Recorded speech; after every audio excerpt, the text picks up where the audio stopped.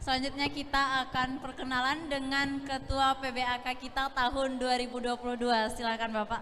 Oke, nama saya Dr. Abdullah Kusairi, sehari-hari Wakil Dekan 3 Fakultas Dakwah dan Ilmu Komunikasi. Ya, makasih Bapak. Kita lanjut aja pemirsa. Nah, jadi bagaimana nih Bapak perbedaan antara PBAK tahun 2021 dan tahun 2022 ini Bapak? Kita kepada Abi terlebih dahulu ya Abi. Ya, saya pikir jelas ya perbedaannya. Sebagai ketua panitia, saya tidak merasa capek. Ya, karena yang capek itu orang yang kerja itu, yang urus-urus IT-nya itu. Saya duduk, cara macam-macam. Ya, saya bisa merasakan ini ketua PBAK sekarang ini cukup capek, lelah sekali itu. Meskipun banyak dibantu oleh IT ya. Nah, gitu kan Pak Eri ya. Ya, iya, ya pemirsa, ya benar. Apakah benar Pak pelaksanaan PBAK ini lebih capek tahun 2022 daripada tahun 2021 nih Pak? Iya, 2021 saya menikmati Bang Daniel sebagai ketua panitia. Waktu itu serba online masih, dan sekarang kita bisa mixing dengan mixit antara offline dan online.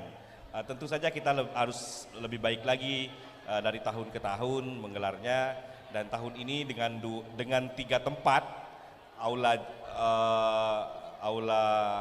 Mahmud Yunus, auditorium, aula Mansur, dan aula J, gedung J Sungai Bange. Tentu saja ini wajah baru dan sejarah baru, karena memang jumlahnya juga baru, 4.800 lebih, jadi ya ada perubahan signifikan. Dan ini tantangan bagi saya, kan tantangan bagi Bang Daniel. Bang Daniel seperti itu, saya harus begini. Tentu orang setelah ini harus lebih baik lagi. Itulah kemajuan bagi kampus ini.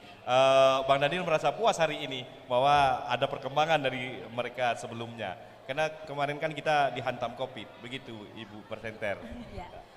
Untuk ini nih Bapak, apa sih yang harus kita lakukan untuk PBAK tahun seterusnya nih Bapak?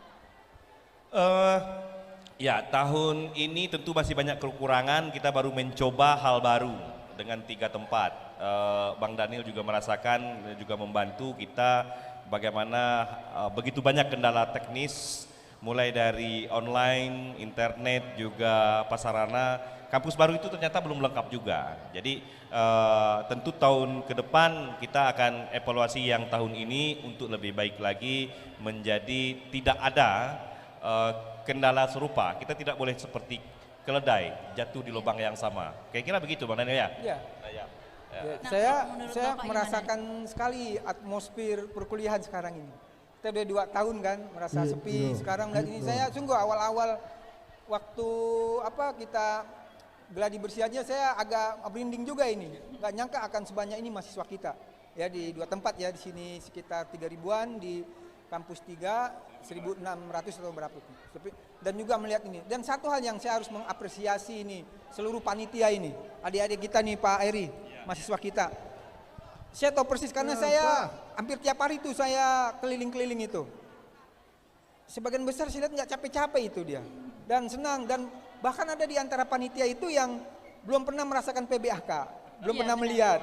Ada yang dari semester 2 ya, dan 4 sekarang ini. Ya, jadi mereka bahkan nggak panitia, mereka nyelinap, tahu saya itu. Kenapa kamu nggak panitia? Kami mau merasakan PBAK. Kami kita biarkan saja gitu. Belum tahu. Karena itu kita sangat sayangkan kalau ada peserta sekarang yang malas-malas ikut PBAK. Iya benar Abi. Nah kalau dilihat dari semangat mahasiswa baru mengikuti PBAK ini nih Abi, bagaimana sih menurut Abi?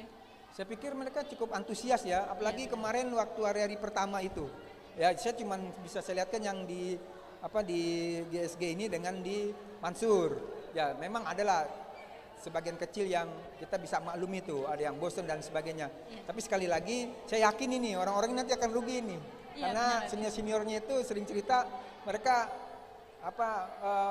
tidak merasa puas, tidak ikut PBAK seperti yang terjadi sekarang. Iya, PBAK tahun ini kita setting untuk para mahasiswa baru itu berumah di program studi.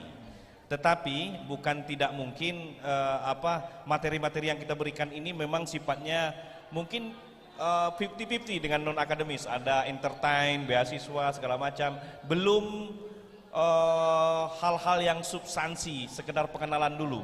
Karena kalau pengenalan lebih berat nanti ketika ada di prodi, di besok pagi Jumat itu mereka sudah diserahkan ke prodi. Kita berharap di prodi mereka mengenal pertama teknik kuliah, trik kuliah, strategi kuliah, mekanisme administrasi, jiwa korsa-karsanya muncul di situ. Saya punya harapan bapak-bapak kepala ketua prodinya bisa membingkai dan mengemas kerja pengenalannya lebih apik lagi. Ya. Iya.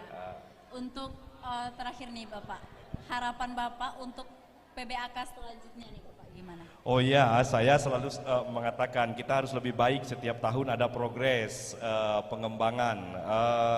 Ini akan permanen online karena di sini mungkin disetting untuk PBAK terbiah tahun depan. Kita penuh semua fakultas di atas. Tentu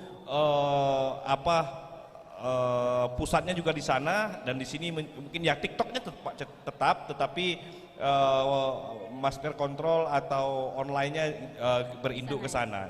Sekarang aja di sana itu untuk WhatsApp aja susah-susah jaringannya. Apalagi untuk yang seperti ini nih, audio visual, payah mengirim gambar. Iya. Ya nggak apa-apa lah, biasa. Silakan. Ya, untuk Abi nih Abi, Ya, gimana harapan saya optimis ya, ke depan tuh kita insya Allah akan lebih baik. Ini kan DKTP baru pertama ya turunnya, hanya baru beberapa bulan. DKTP lahir 11 Januari. Ya, artinya 11 belum lama ya. Ya. Saya tidak banyak mengerti, tapi saya menikmati ini. Ya, saya menikmati ini dan saya optimis melihat soliditas, kesolidan anak-anak kita ini, mahasiswa di antara mereka. Dengan sarana yang kurang Ya, dengan sarana murah, kemudian saya ada kecapean, nggak pilih-pilih di mana dia mau tidur ya. Saya mengapresiasi itu gitu. Mudah-mudahan lah, insya Allah ke depan saya optimis akan bisa lebih baik.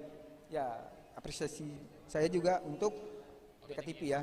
Ya Abi, baik, terima kasih Abi. Terima kasih Bapak atas Terima ya itulah kasih pemirsa perbincangan kita dengan Ketua PBAK tahun 2021 dan tahun 2022.